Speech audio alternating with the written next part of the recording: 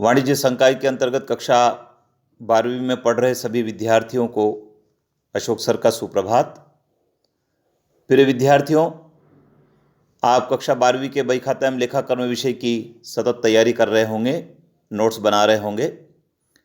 आयुक्त महोदय लोक शिक्षण मध्य प्रदेश भोपाल के निर्देशानुसार आज 5 अगस्त 2020 को हमें बही खाता एवं लेखाकर्म में साझेदारी के पुनर्गठन के बारे में पढ़ना है।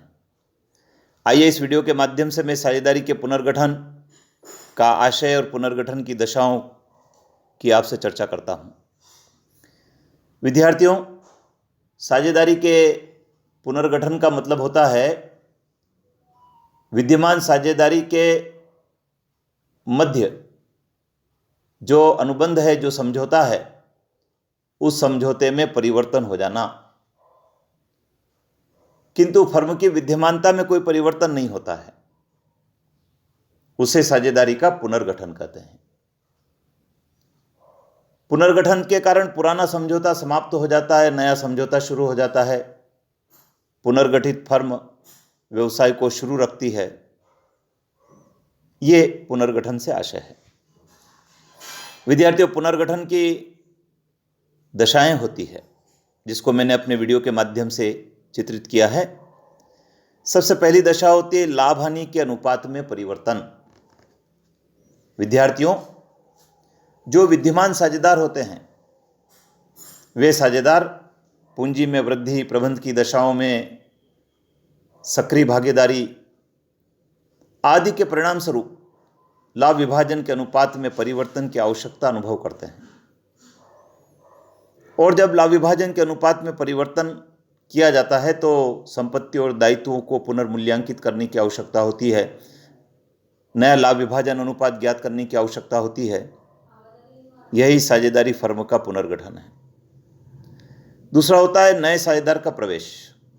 विद्यार्थियों, विद्यमान साझेदारी फर्म में जब अतिरिक्त पूंजी की आवश्यकता हो, अतिरिक्त प्रबंध कौशल की आवश्यकता हो, किसी अनुभवी व्यक्ति की आवश्यकता हो या किसी ऐसे व्यक्ति को प्रवेश देने की आवश्यकता हो जिसके प्रवेश से फर्म की जो साख है उसमें वृद्धि होती है, तब नए साझेदार को फर्म में प्रवेश दिया जाता है। जब नए साझेदार को फर्म में प्रवेश दिया जाता है तो इसी दशा में समझौते में परिवर्तन हो जाता है, ठहराव में परिवर्तन हो जाता है, और यही परिवर्तन पुनर्गठन कहलाता है।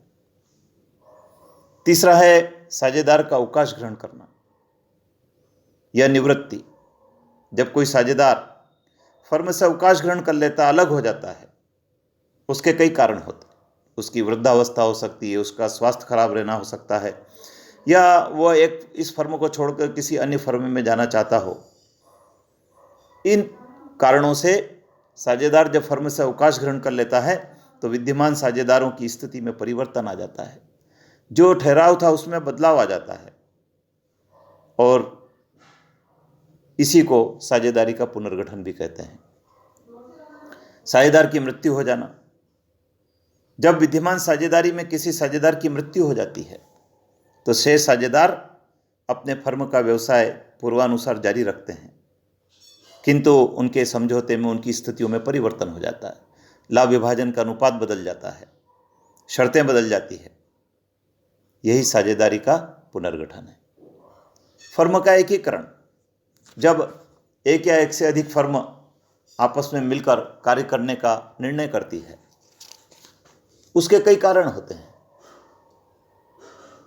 फर्म की व्यवसाय संचालन की लागत को कम करने का उद्देश्य हो सकता है। दो फर्मों द्वारा मिलकर एक नई फर्म के गठन की बात हो सकती है। इसे एकीकरण कहते हैं। और एकीकरण के कारण साझेदारों के बीच नया समझौता हो जाता है, उनके बीच लाभ हानि के अनुपात में परिवर्तन आ जाता है। यही साझेदारी का पुनर्गठन है। तो विद्यार्थियों, ये जो 5 दशाएं मैंने आपसे शेयर की है, लाभ हानि के अनुपात में परिवर्तन हो जाना, नए साझेदार का फर्म में प्रवेश, विद्यमान साझेदार की निवृत्ति या अवकाश ग्रहण, साझेदार की मृत्यु हो जाना और फर्मों का एकीकरण हो जाना, ये साझेदारी फर्म के पुनर्गठन की दशाएं हैं। इस पर आपको विस्तार से नोट्स बनाना है, परीक्षा के लिए महत्वपूर्ण है। विद्यार्थियों, इस वीडियो को आप अपने मित्रों के साथ शेयर करें, और इस चैनल को यदि आपने सब्सक्राइब नहीं किया हो तो सब्सक्राइब भी करें, ताकि अधिक से अधिक मैसेज वीडियो के आप तक पहुंचेंगे। धन्यवाद।